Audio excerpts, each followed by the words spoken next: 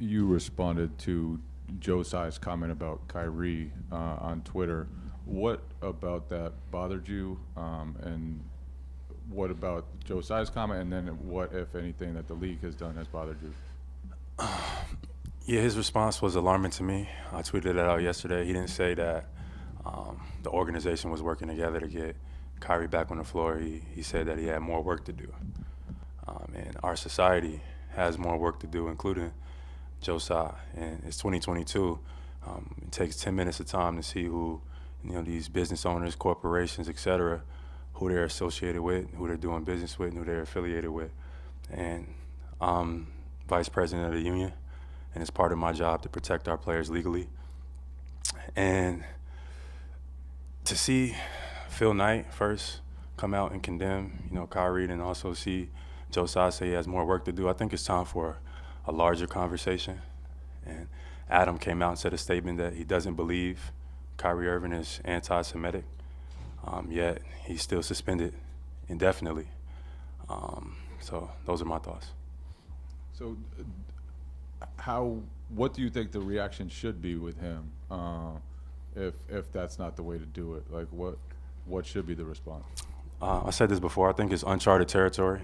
I think it's no distinction between what somebody says versus what somebody posts. And I guess that's what they're trying to figure out, the terms that the Brooklyn Nets instituted for his return. I voiced, my discomfort. Some of our players, some people in the media voiced some of their discomfort with that. And, we've yet to hear, what is the latest with that situation. It's still an indefinite suspension. He's already missed 5 or 6 games. So, how many games is he going to continue to miss? Is it another situation going on there? Is it a larger situation going on there? Is another conversation that need to be had? We've yet to find out. So I'm staying tuned, and I'm keeping my phone on to just see what is going to come of this situation. So that's a question as a part of the executive committee. Do you have concerns about the kind of the parameters that were set up for his return to play, as far as just creating a level of steps of things that have to be fulfilled? And do you think that's something that needs to be addressed in discussions over the next collective bargaining agreement? Absolutely. I don't think we've ever seen anything like this before in our league. So to say that this is what is needed for somebody to return, we just thought that was excessive. Players thought that was excessive. So I'm not sure if that's going to be something that'll be a CBA negotiation point or talking mechanism. I just know that there's sensitivity, on both sides that need to be addressed. And I'm looking forward to the union and the NBA and the Brooklyn Nets coming to a solution in the near future. And I know that there's been a lot of support for Kyrie's character and things you mentioned, like Adam's saying, but obviously it took him a while to be willing to confront the issue that people have with the content he shared and apologize for it. So considering that the way that he handled the situation seemed kind of uncharted, is it reasonable for organizations to try to at least find some sort of way for the player to kind of demonstrate contrition when they feel like the player's not doing it in a way that the public will accept? I'm sorry, what's your question? So I guess the question is, was it, even though you have issues with the way that the parameters the Nets set out, is it fair for the Nets to try to create some sort of way for him to satisfy everybody's need for there to be an apology that they feel is sincere? I'm not sure how to answer that question.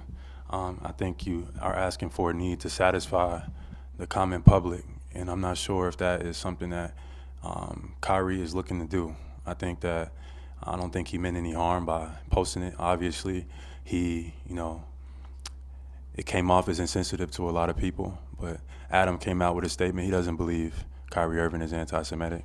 Joe Tsai came out and said a statement that they don't believe he is anti-Semitic. Those were their words. So he's already apologized, formally through his IG post. He said he supports all walks of life, et cetera. But the comment that Joe Tsai made, which I feel like bothered, a lot of people, was like, he has more work to do. Like, what does that mean? Our society has more work to do, including Joe Tsai. So I'm curious to know what that is, what that means, and everybody's tuned in and watching the situation because this is our league. We all are basketball players, but we all are human beings as well. So I'm looking forward to seeing the union and NBA figure out what the next steps are. Thank you. But as human beings and as children of God, no matter who your God is, my question would be, where's the compassion? He made a mistake. Let the man come back and play and stop trying to put these conditions on him. Not to say that the Anti-Defamation League or the Jewish community is doing that right now. It appears to be the Nets. I'm saying all of that needs to stop. Kyrie Irving was suspended for 5 games. That 5-game suspension ends this week. He's scheduled to come back against the Los Angeles Lakers if it's just 5 games. It should be just 5 games. It shouldn't be indefinite. Let the man come back and play basketball and stop holding this over his head like this. You can hold it over his head in terms of what you think or what you may think about him, but in a literal sense to prevent him from earning an honest living because of a clear mistake, it implies that you're not willing to forgive us. And my last point, Perk, is this. America, don't think I have not noticed what you have done. Kyrie Irving, minimum 5 games.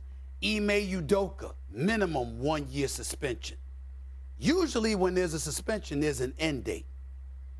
I'm seeing 2 black men here that's got the word indefinite attached to their exiles. I don't like that. That is inconsistent with what we have customarily seen transpire in the world of sports. So when 2 brothers mess up, it's got indefinite attached to it.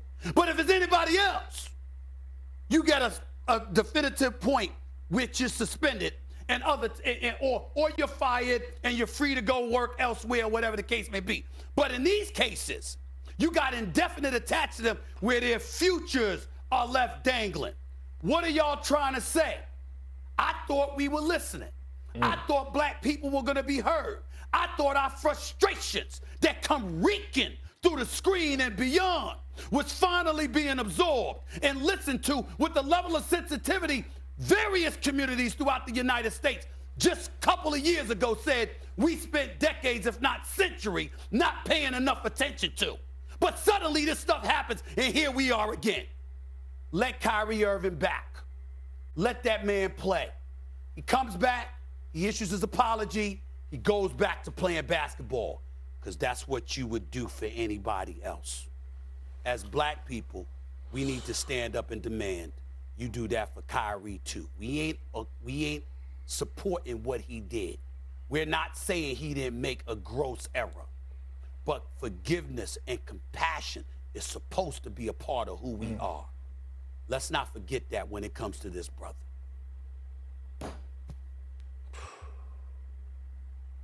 Well said. Well said.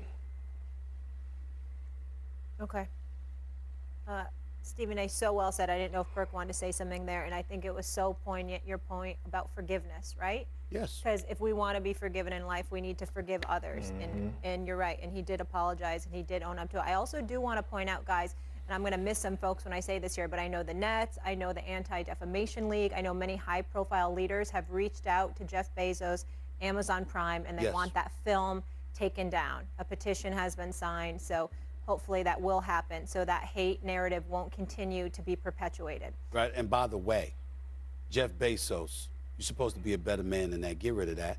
Get rid of that. Get that off your platform, please, since all of this noise is being made, and there is a level of consistency once again. Why? Because he's worth billions, and he owns Amazon, so guess what? We're not going to say anything about him, but we're going to rake Kyrie Irving through the coals. Once again, you're just providing validation to the level of frustration black people